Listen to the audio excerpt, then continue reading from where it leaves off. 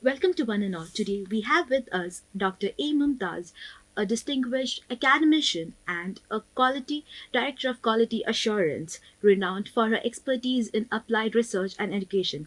It's a pleasure for you to be amidst us, ma'am. Thank you. Thank you. Ma'am, so by going forward with the question, your trajectory shows a very strong commitment towards quality research. So, what is your vision about advancing the quality of education and research in India? Yeah. So it's a very good question. Quality in research, over this 10, 15 years, has drastically improved. Like, for example, when it started, the research as such, per year, like even in the session, we were been discussing about it in the discussion. So, we were producing around 25,000 PhD scholars per PhD graduates per year now. So earlier it was hardly by the age of 40 a scholar will be able to finish his or her PhD. But now that is not the scenario. At the age of 25 or 27, they finish their PhD. So what happens is they have a set rules and also they have a set standards which have been framed, and so they know in their primary education only what they are going to become in future. So their rules are being set, and so they are very specific to their academics, and so it is for them it is very easy to have a travel and then to complete on their research. So research is not just like they just follow some rules and then they just prepare a thesis and then submit and get the degree. It is not like that. Research is an in-depth study. It has to be thought, it has to be processed, and then it has to be observed, and then it has to come as a result. So that takes a long time, and then also it has its own thematic thing. So it is not a time bound study. Actually, it is a quality based study. So there is a lot of value for quality when you say, and there are some standards which needs to be followed, some procedures needs to be followed, and that has to be strictly followed. So that's how I feel like India has been very strong now, and then it has improved a lot, and then we have now coming up with very good standards, and so we're looking forward to India, where we publish a lot of good research. So, if I follow up with that question, does a new NEP have a potential to improve these standards? Yes, yes, of course, because though we have a lot of patents and other things that has been released based on the research and the PhDs that has been done, hardly 10% of it gets materialized, and then it comes as a product and it gets implemented. So that's the way where it is now that has to be improved. For that, there is a uh, openness in NEP. So there is a set academic standards where it needs to be followed very strictly. That is being now been relaxed, and then they say that you can go on NEP where the flexibility of selecting the subject is now possible.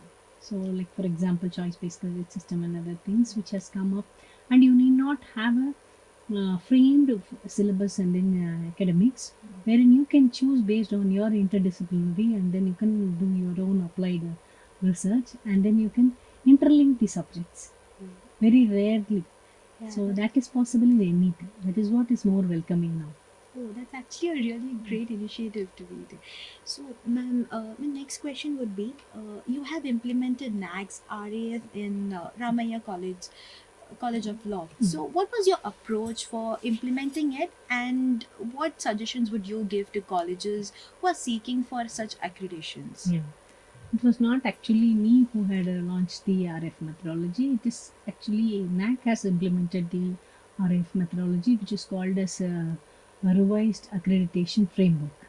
So till then, what happened was back then, before 2017, it was a manual self-study report which needs to be submitted to NAC, and that will be accredited. And then it was around 80 percentage of the documentation and 20% of peer team visit, and all those things was happening. And then there was a shift in July 2017 on this RF methodology.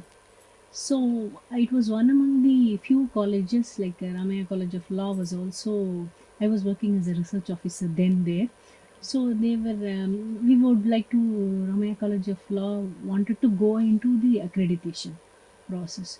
So when we started the process, it was in the old methodology, and when we were about to proceed, it moved on to RF methodology. So everything became digitalized.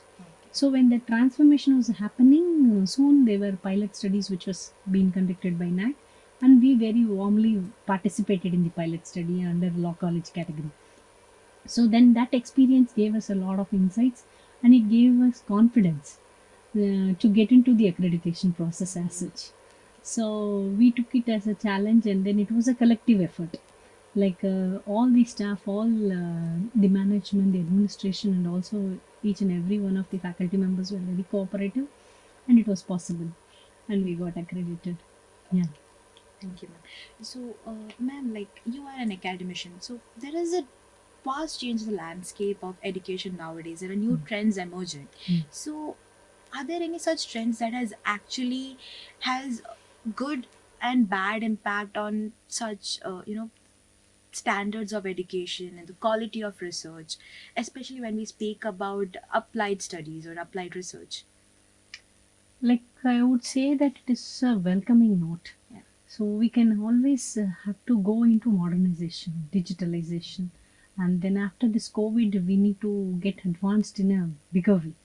So we can't cry over the spilled milk. Yeah. So we have to just come forward, and then whatever is being offered to us, whatever is there in the existence, that we need to adapt. So when we see those days, we were being not pressurized on academics. See, we get any pass percentage, we are very happy with it. Yeah. Once we cross your first class, we are very happy about it. But now that is not the trend. Yeah. What happens is they say that you need to get 98.5, and that was the Yeah. like 90% is nothing nowadays. Yeah, the cut So it has become the for, cutoff and other things. So that pressure has been built like enormously.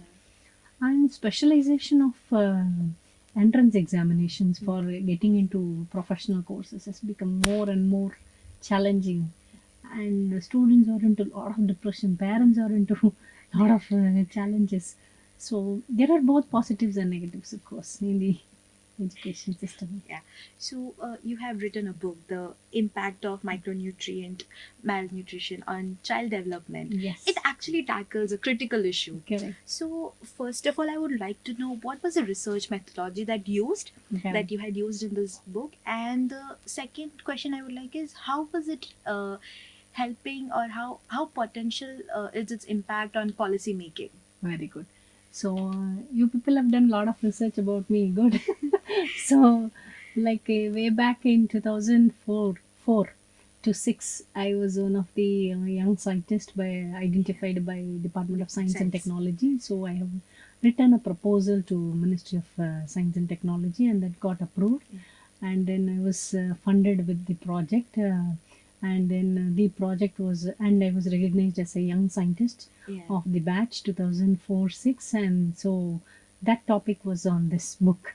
So impact of micronutrient malnutrition on child development, a diagnostic study.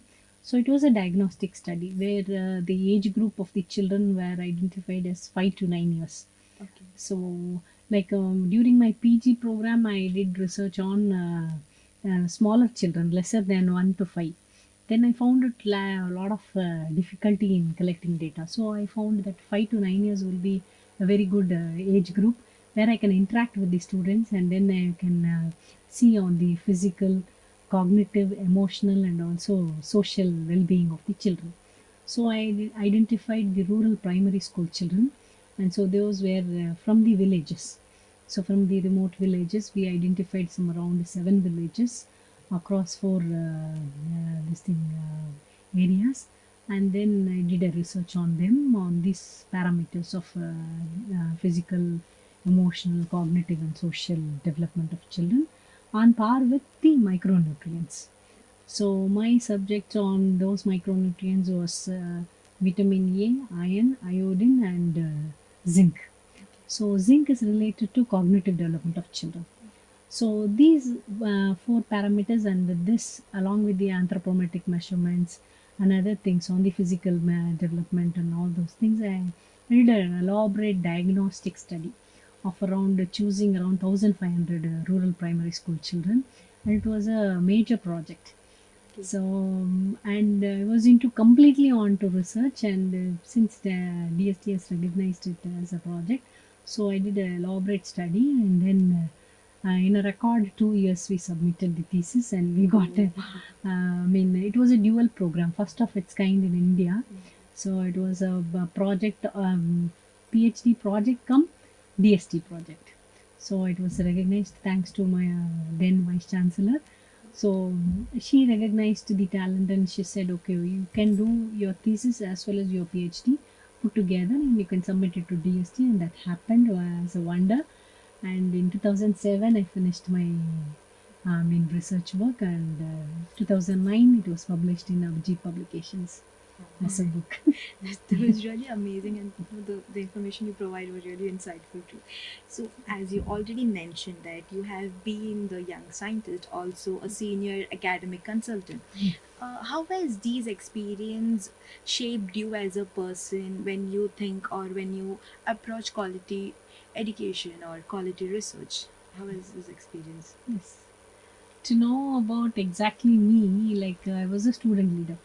So of my university, of a central university. So back then, so it was always there in me that wherever there is injustice, I'll be there stepping in, and then like we go get into it, and then we raise voice, like as a women activist, where as a child, child development specialist, and all these things. So we were always there. So when there will be always a group or a gang around me who will be there. It was always it is about the social responsibility and the socialization. How well you are connected with people and friends. So I have a very good and great support with my friend circle. So they were very very supportive of me, and we keep the place lively. So that was one of the things. So that made this all things happen. So otherwise, this huge collection of data is not possible, or the results will not be possible. Like wherever there is a help, that humility. Like you go reach out to people, there will be 100 people coming back to you to help. So that was always there in me, and so that has made this possible. So you are a person who believes in social Correct, responsibility. correct. Thank you. And next question is: you are a leader in this field. We could say that you are a leader. So when you mentor or when you inspire other authors to come up, what advice or what are your suggestions that you give them? To write and to be an academician. No. Be yourself. That's what I would like to say. Like if we are being ourselves, believe in you. And so I come from a reservative family, and then there's a lot of restrictions. Girls shouldn't go out, shouldn't do this, shouldn't do that. All are there. But then once you prove yourself that you are right, and then once or twice you prove yourself that you are in the right path, and support will come to you naturally. So that's what I say. Like for small and only the success stories I've been sharing with you. There are a lot of failure stories behind me. So there are hundreds and hundreds of failures which I have faced. Like that never comes into picture. Only the success stories comes. Whatever is achievable, I have achieved. But have attempted many more, and I have failed also in those places. So what suggest to the younger generation is, never we should give up. You have to keep fighting. You have to just Go ahead. try, and if you try in 100 things, at least in 10 things you will be successful, and those 10 things only will come into picture, and your failures will never be there. You know that what you have gone through, and so you'll be very confident to face the world. And so that is the message that I would like to tell the younger generation. Ma'am, so you have also been part of various science and technology related education factors or sectors. So what what makes it different, and how practical is these kind of sectors over there? Yeah. See, we have a huge population of in India. So there is a lot of competition and a lot of diversity. See, when we go compete for any of the projects in the national forum, there are lot more people. Like, you may think that you have come with a lot of challenges when you are facing the interview, but when you sit across and when you discuss with your colleagues or the competitors around you, they might have come across many more challenges than you. So that is the thing that I would like to say, that like, there are every one of them who have come to the top position might have faced a lot of criticism, a lot of setbacks, a lot of failures, but that is all only challenges that you need to just come out with it. Yeah. Thank you, ma'am. Thank you so much for sharing your valuable time with us. You Thank have you. given us a lot of knowledge and insightful words. Thank you so Thank you. much. Thank you. Thank you so much. Thank you. Yeah.